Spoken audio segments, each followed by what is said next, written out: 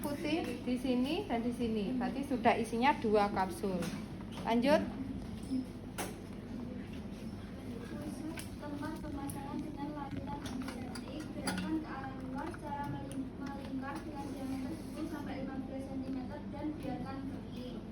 Ambil dep, celupkan ke dalam betadine. Celup. Kemudian ini biar enggak kemana-mana betadinnya. Taruh di tempat insisi, kemudian putar. Ini lakukan antisepsis namanya ya. Memutar searah jarum jam dengan diameter 10 sampai 15 cm. Jadi dari kecil besar sampai diameternya 10 sampai 15 cm. Ya, lanjut. Pasang kain penutup ataupun steril atau DPD keliling lengan bayar.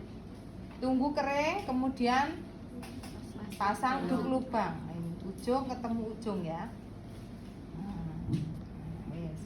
Lanjut. Pasang kapsul implan 12. Suntikan anestesi lokal 0,3 cc pada kulit intradermal pada tempat insisi yang telah ditentukan sampai kulit sedikit membelenggu. Suntikkan 0,3 cc itu sama dengan 3 strip ya. Jadi disuntikkan di sini di tempat insisi dengan ujung jarum lubangnya menghadap ke atas. Dimasukkan secara intradermal sampai ujung yang jarum tadi itu tidak kelihatan. Kemudian tanpa aspirasi kita masukkan 0,3 cc atau 3 strip. Jadi tanpa diaspirasi 1, 2, 3 strip sampai terlihat menggelembung ya.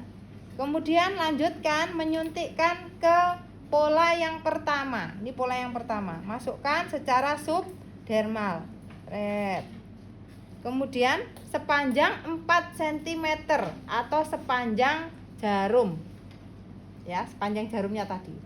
Aspirasi, tidak ada darah, masukkan sambil ditarik. Nah, masukkan 1 cc sambil ditarik.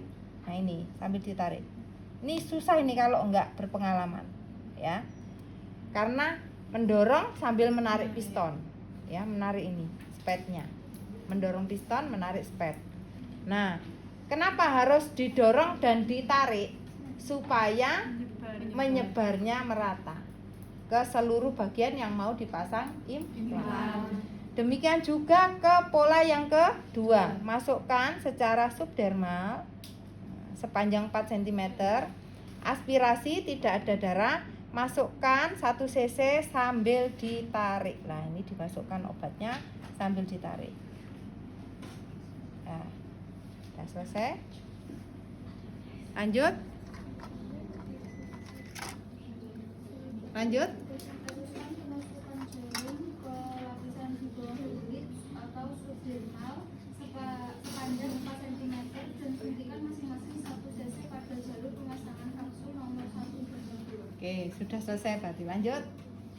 Uji efek anestesinya sebelum melakukan insisi pada kulit. Oke, kita uji efek anestesinya. Tadi sudah disuntikkan anestesinya. Kira-kira sudah bekerja atau belum anestesinya? Dengan cara ini skalpel atau bisturi namanya. Skalpel atau bisturi. Ya, skalpel ini ada 2 bidang. Yang di depan ini yang lancip, ujungnya lancip. Yang sebelah sini ujungnya tumpul. Ini kita biasa menyebutnya punggung skalpel. Ya, jadi kita ceknya pakai yang tumpul dengan punggung skalpel. Nah, jadi diginikan, ya. Bertanyanya jangan Bu terasa atau tidak, jangan. Kalau tanyanya Bu terasa apa enggak, mesti bilangnya terasa. Ya, karena walaupun sudah disuntik anestesi pasti masih terasa. Tanyanya Bu terasa tebal dan dingin atau tidak. Kalau ibunya bilang ya, terasa tebal dan dingin. Seperti orang kebas, orang geringgingan, tahu? Nah, itu kan tebal dingin. Nah, seperti itu reaksi dari anestesi itu. Kalau sudah seperti itu, baru kita lakukan insisi. Ayo lanjut, baca.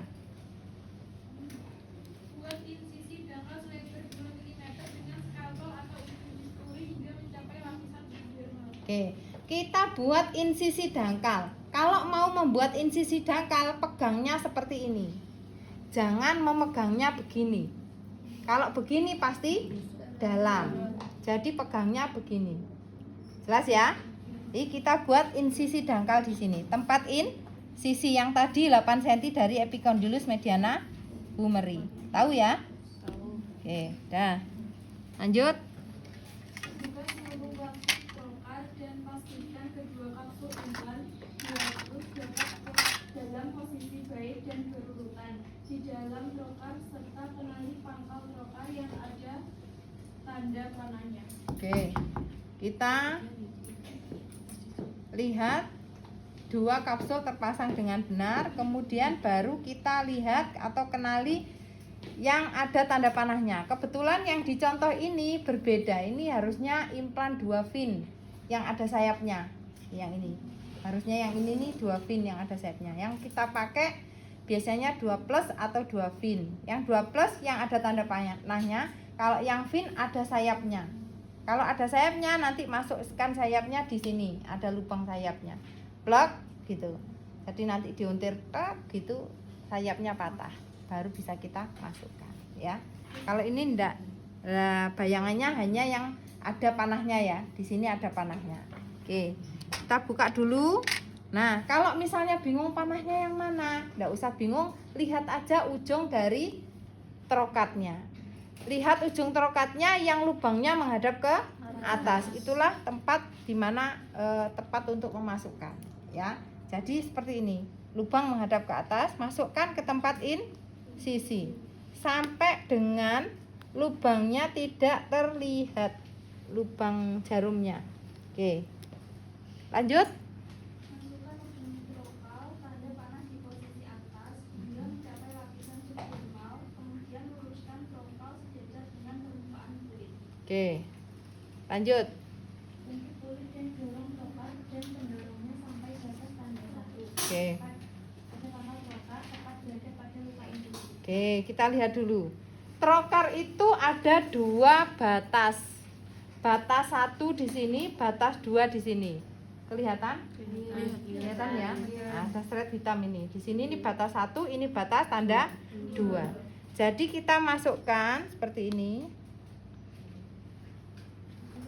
Kalau sudah, kita masukkan ke pola yang pertama dengan sedikit menjungkit.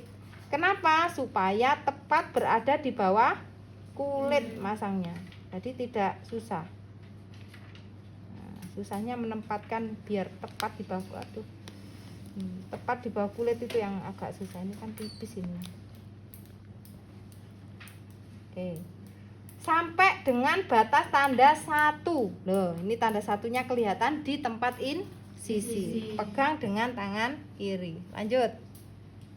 Masukkan ujung pendorong perhatikan tanda panah pada pendorong pada posisi sebelah atas atau sama dengan trokal.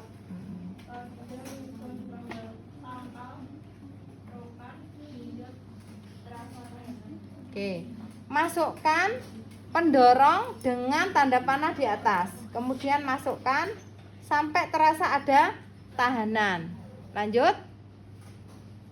Putar searah jarum jam pendorong hingga sudut 180 derajat hingga terbebas dari tahanan dan ujungnya memasuki jalur tempat kapsul dan tahan pada posisi tersebut. Oke.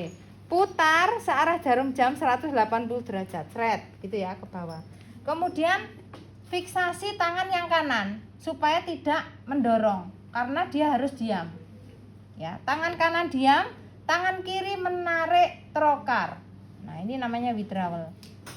Aduh, ini udah rusak ini sebenarnya. Nah, kita tarik pendorongnya. Sing marakne rusak ini nduk pisan. Wis dol. Loh, ya toh, wis gak kelet neh. Enggak apa-apa. Nah, kita tarik, yang tangan kiri menarik trokar, yang tangan kanan diam. Dia tidak melakukan apapun, hanya diam. Nah, sampai apa? Sampai ada tahanan. Kalau sudah ada tahanan, diam. Ya. Kemudian Tangan kiri memfiksasi kapsul yang sudah terpasang.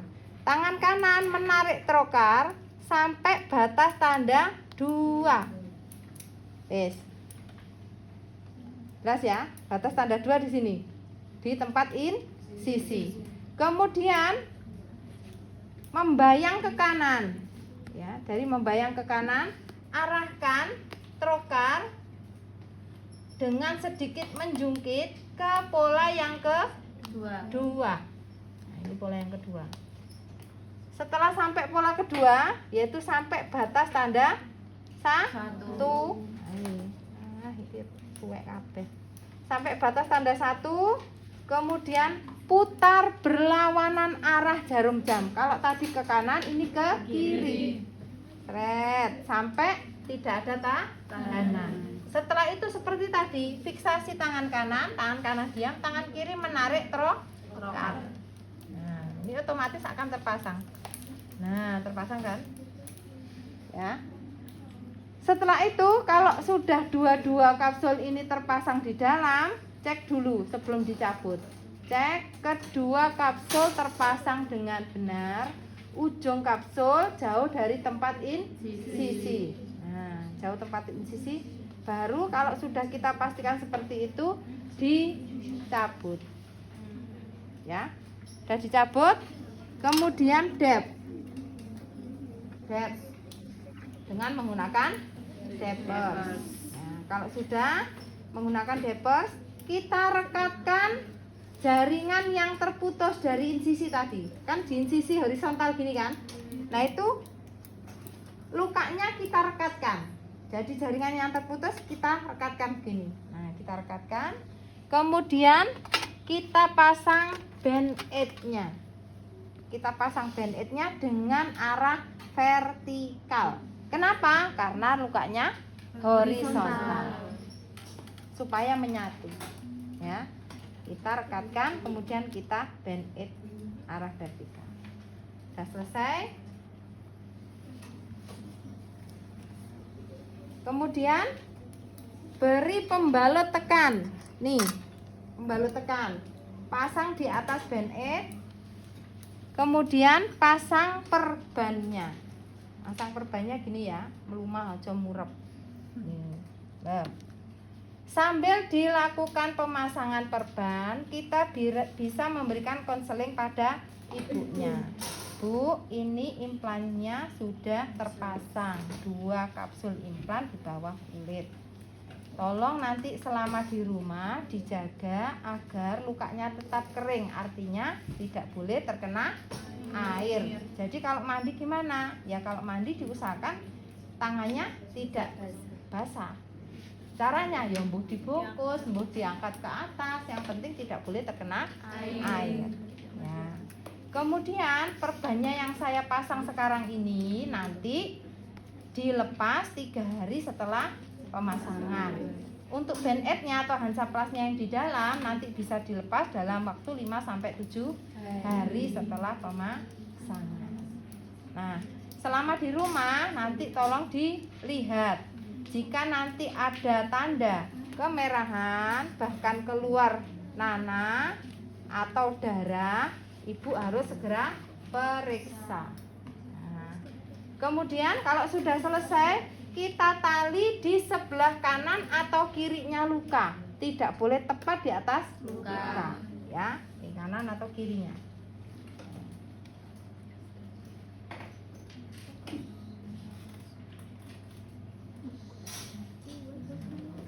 Ya.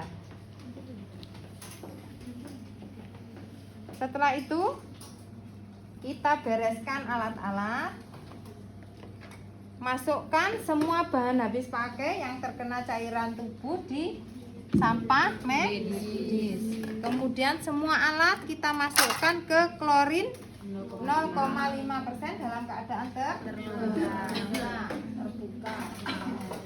Pisahkan trokar dari pendorongnya.